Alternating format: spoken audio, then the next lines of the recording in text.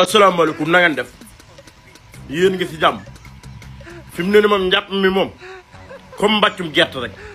comme soq bu tuurub saan bi réer fi mu ne moom képp ku waay wër te gisoo ko seeti ko jeel booy dem jeel di ko gis fan yële nag moom gisoon naa suñ président bi Assane génnoon daan ne nañu teg pression justice bi waaw justice bi de fi mu ne moom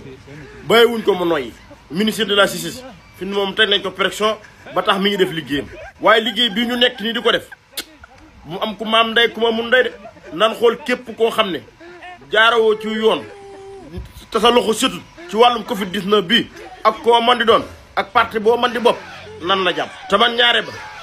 Covid 19 Ousseynou demoon na palais de la République moom ak Macky Sall mooy ba ñu nuyoonte di cooñcante maa ngi koy doog a fàttali ko Ousseynou ba ngeen demee loo leen waxtaane ak gu leen rek toog di xoolante moom amoon nga lu leen fa waxtaane yéen ñaar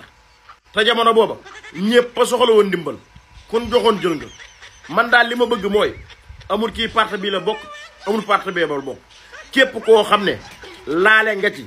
joxoon nañ la ca anam goo xam ne normalut nañ la woo ba nga set doog a dellu sa place ak foo man di bokk. man noo xam naa ne am na wet goo xam ne nii maa ngi nii di ko xool te maa ngi ko fay gis te xam naa buñ fa yeggee billaay loxo dina dem ci gémmiñ ndax Sénégal moom ñëpp xiif te kun joxone ko am lekkal dana lekk te ku xas ba lekk wàccu moom yombul xanaa nga jël sa baaraam dugal ko sa put tuubaa da nga ci am coono. Covid 19 ba nag moom la ci xewoon daa bari fi mu toll nii nag xam naa dossier bi nga xam ne nii mooy wàllum corona bi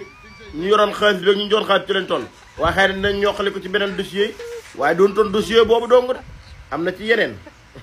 couvre-feu yu ne am na fa de lu baree faamoon loolu doo nga faamoon de am na yàlla def jàmm.